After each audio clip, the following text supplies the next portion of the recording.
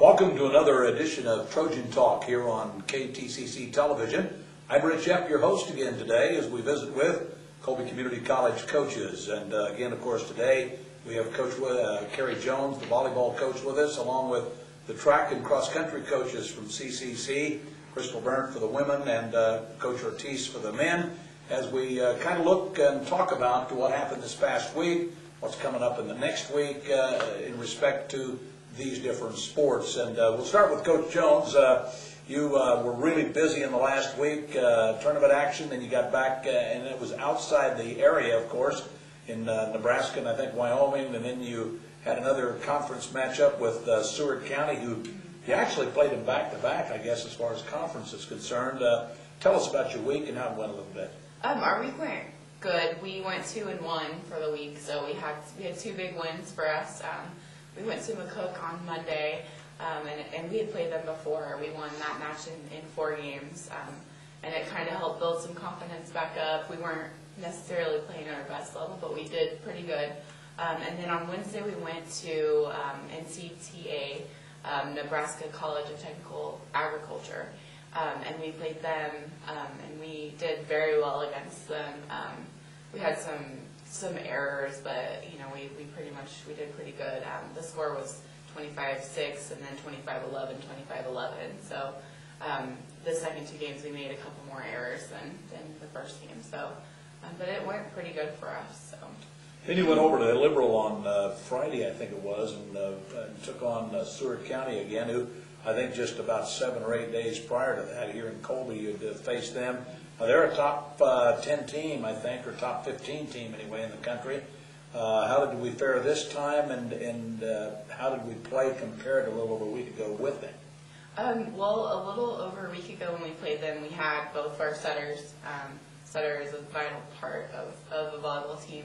And we have, thankfully, a backup setter because both of my setters, my starting setters, were out on Friday. So we went in with a backup setter running a 5-1. So she played all the way around, had to block front row.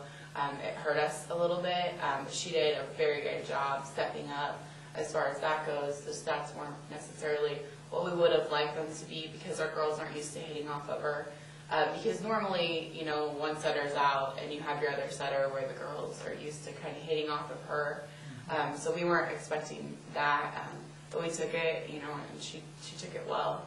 And other than that, you know, it wasn't as good as I would have liked. We played much better at home. But, you know, I see strengths and weaknesses, so. Talk about playing at home versus playing on the road a little bit, but let's swing over here and talk cross-country a little bit. Both men and the women were in Stillwater, Oklahoma, and Coach Ortiz, you talked about this being a really good meet for you that you were looking forward to. How did you do? How did your kids fare there? Well, we placed 15th out of 28 teams, so we're middle of the pack. We were the 3rd junior college team to cross the finish line. It was Cali being 1, Butler being 2, so we were 3. But it was a good meet. You know, 15th. It doesn't, you know, necessarily sound too great, but this year was it was a great year for the Jamboree. And if I took my team from this year and placed them in the meet last year, and last year we would have been 7th. So that kind of just shows how much the meet improved throughout the year.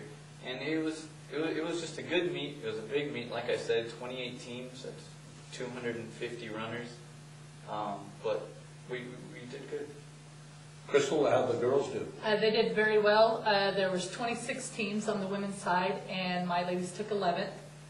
They moved up 7 spots from last year, so that was very exciting to see that. My top runner, Scarla Nero, was 7th overall. She ran her best time this year. She beat her time last year by over a minute.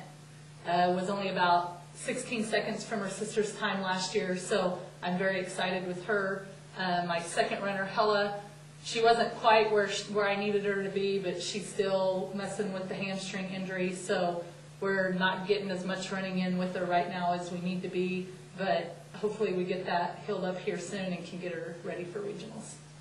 We'll talk about that in a little bit, regionals and the postseason competition and how we get there, but I want to swing back here. You talked about Carey being on the road and the difficulty of playing on the road. And I think it's probably the case in most sports. I mean, honestly, basketball, softball, baseball, I think everybody likes to play in front of the home crowd. But when you go on the road, and winning on the road is critical in terms of placement, I think, in the league. He who wins on the road has a little bit better success. How do you think you get a team mentally prepared on the road? For you? I think that confidence is a big thing, having a really good practice the day before.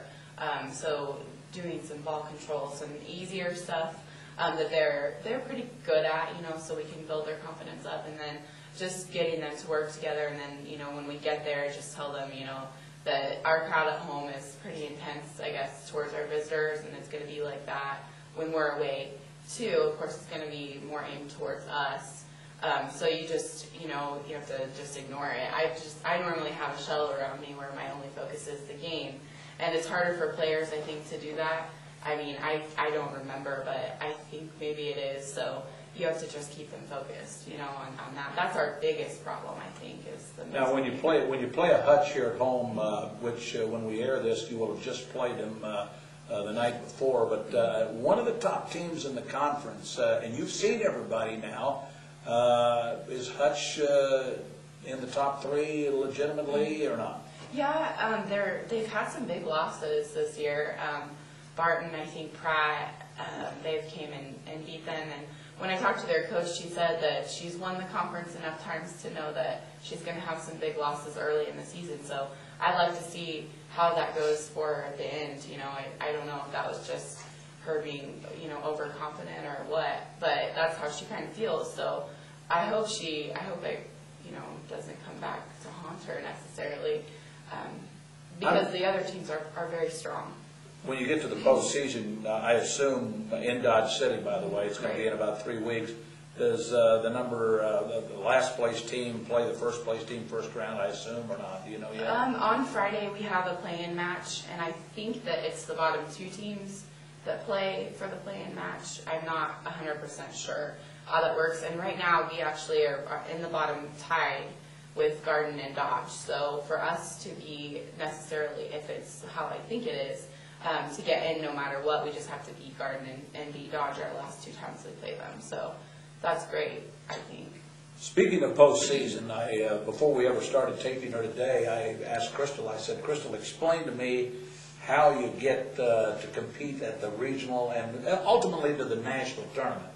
And explain to the listeners and viewers out here how that works, because it's not like your typical high school event, is it? No, it's not.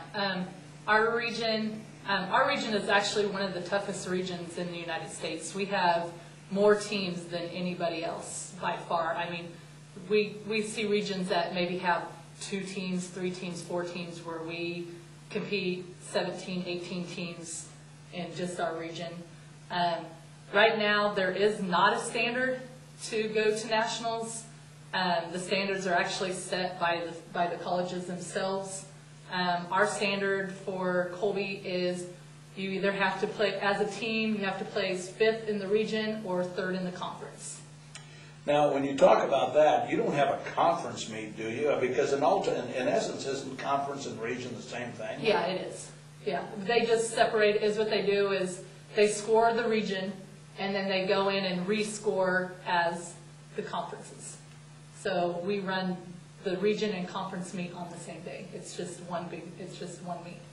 James, are you looking at your times for your kids, for your guys, and comparing them to other times within the region? I mean, is that the main focus? It wouldn't matter what the best runners in the country are doing. How are the runners in the region doing and in the conference? Well, it's something that we don't really even have to do. Hillendale, they'll put all the rankings together for us and results together for us. So right now, I could, I'm confident when I say this that we're sitting 3rd in conference, 5th in region, and